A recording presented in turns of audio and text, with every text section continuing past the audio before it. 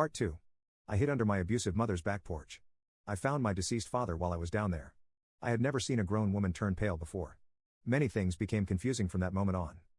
I remember being taken back to my house where there were many police cars and people around. The back porch was surrounded by yellow tape, and someone was taking away a black bag while my mother was handcuffed. After that, I went to live with my grandparents, Sheriff Joyce and her husband.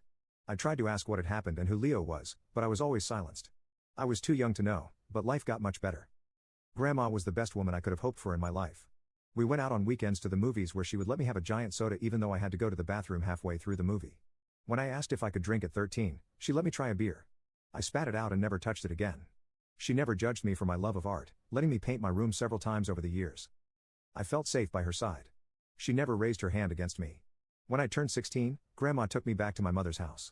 Everything had been torn down, but I could still see the yellow tape wrapped around some trees faded and torn. We sat together in the back of her truck. She opened a beer and drank half before taking out an orange soda for me. After drinking, she told me that Leo was my father. Luckily, she didn't tell me while I was swallowing. My father? I asked confused. Your real father. The man who lived with your mother was not your father. My grandmother took another beer. Leo was my son. I loved him so much, but when you were about 6 months old, he disappeared. My stomach sank. My mother just imprisoned him under the porch? I asked, starting to feel sick. Grandma took a deep sigh before leaving the beer unopened. It's something I could never understand. Leo told you to find me and that he loved crosswords. Right? He kept me warm that night. I probably would have died frozen if he hadn't been there. I was a dumb kid, even I knew that. My grandmother was silent before opening the beer and drinking it all. Alex, Leo was dead all the time. He was dead when we found him. There were only bones left. The specialists confirmed it, and your mother confessed to what happened.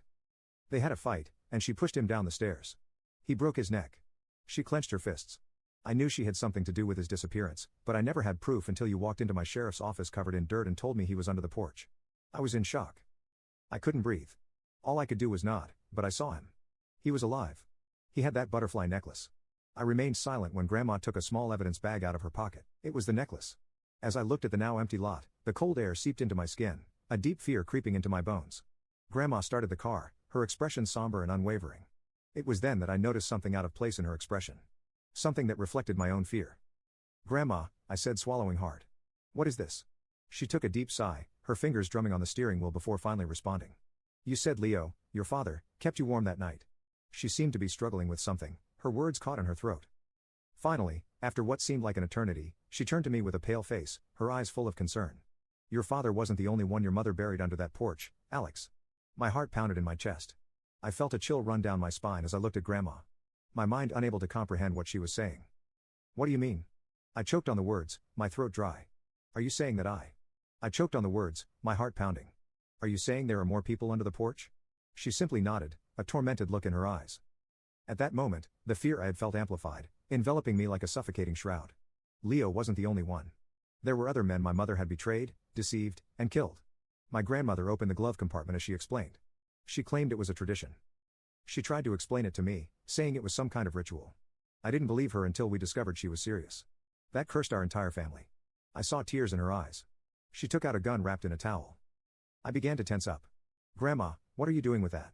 Alex, it's only a matter of time before you become just like your mother, and I become just like you. I saw a tear run down her cheek.